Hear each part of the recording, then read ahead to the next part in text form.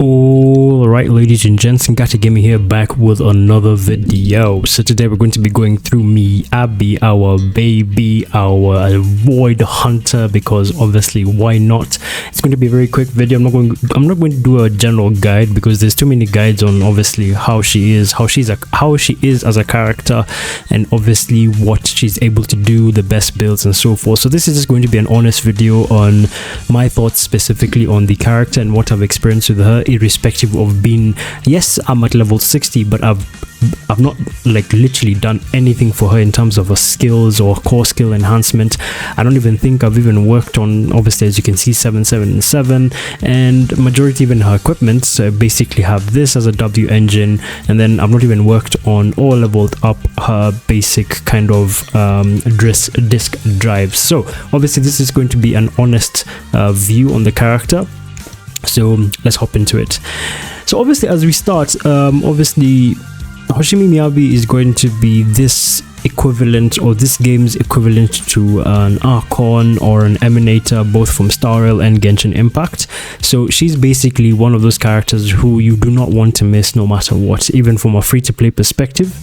Obviously having her W engine is going to be way better, obviously because of the stats that it gives. But either way, what I'd say is, if you are not obviously able to get her W engine, I would not say that you're forced or be forced to get her W engine. It does add a lot of stats to her overall kit, being crit damaged by 50%. Obviously the use of her EX special applies an attribute anomaly, obviously, or when an attribute anomaly is put onto an enemy, it increases her ice damage by 20%, and obviously this stacks up to 2 times, being about obviously 40%. So 40% worth of ice damage. Obviously it's a crit. It's a stat stick which helps with her to deal way more damage than usual, on top of the fact that she is mostly based off crit rates rather than anomaly proficiency or mastery.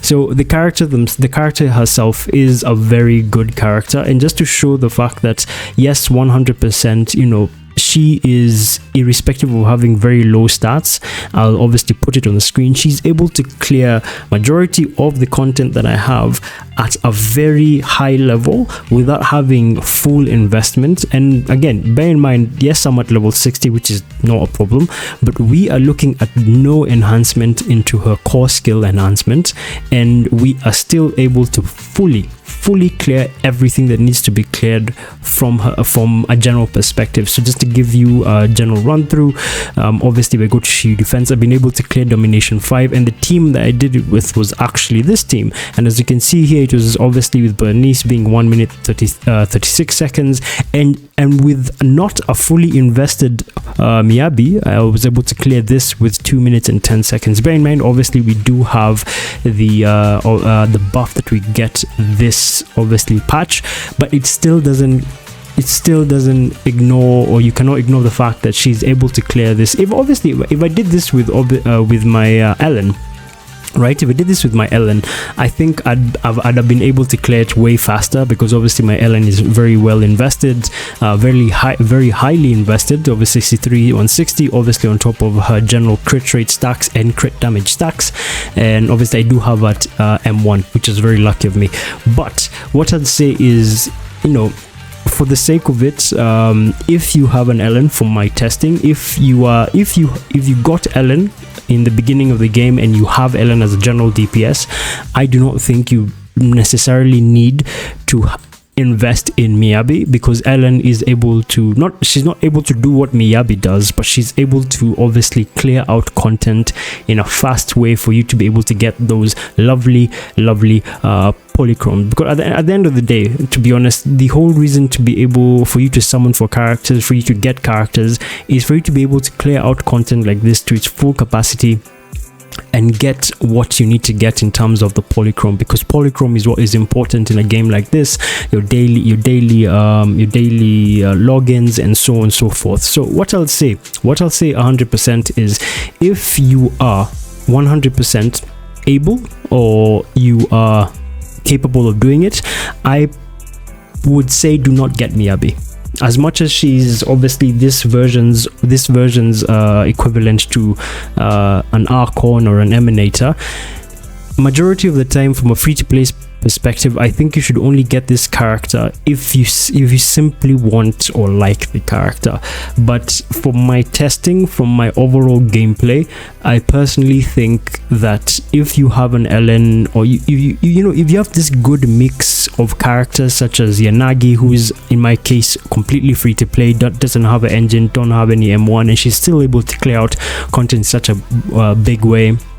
If you have a Bernice, and you have maybe a Chengxi, you have a well-invested Rina, you have a well-invested Lycon, like these teams take you so much into doing a lot of things.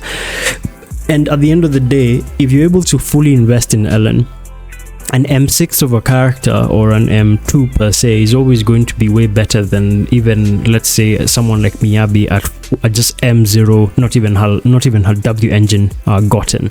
So my honest opinion, very short, very sweet, MIYABI is a very good character.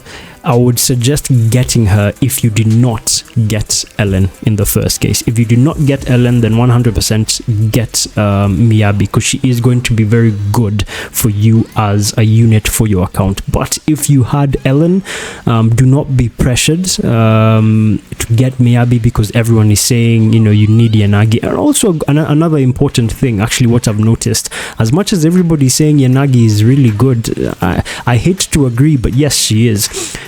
No one on the whole gameplay of Zenless and Zero is able to do what Yanagi is able to do for MIYABI, and that's the continuous disorder procs that enable MIYABI to get her general stacks to use her level 3 obviously basic hold down attack, and majority are not able to do that. Bernice can do it to an extent, but Bernice is more of a slow effect type of character in terms of anomaly, whereas if you're able to disorder just quickly like 3 times or 2 times, even let's say 2 times, you've already built up about like what, 3 to 4 or even 6 stacks worth of obviously MIYABI's stacks for her whole charge. So what I'll say is, again, most important thing, the only thing I think you need as a free-to-play player is that if you already got Ellen, I don't think you need MIYABI. If you do not have Ellen, then I think MIYABI would be a very good alternative for you to have, especially if you have a Lycon and you have a Sokaku, and you don't have a Yanagi, then these two are going to be one of the best characters you can have, obviously, for MIYABI. If you don't have a Lycon, the best person I'd say is actually Rina. And if unfortunately you did not get Rina, you did not get Lycon, then the alternative would be probably obviously having someone like MIYABI or Ambi and Nicole, which actually works, because as long as you have a support character, she's able to obviously be played in the team and you're able to use her general passive. And yeah, I mean, the most free-to-play team, to be honest, right now is probably MIYABI, Ambi and Nicole, which works wonders very well, I'd say. So yeah, that's pretty much it. I hope you guys have a good day. That was my honest thoughts on the character and honest thoughts on MIYABI. If you have any comments or obviously something to say, just hit it in the comments and I will try and reply as much as possible to give my 2 cents about it. But with that said, I hope you guys have a good day and I'll see you in the next one.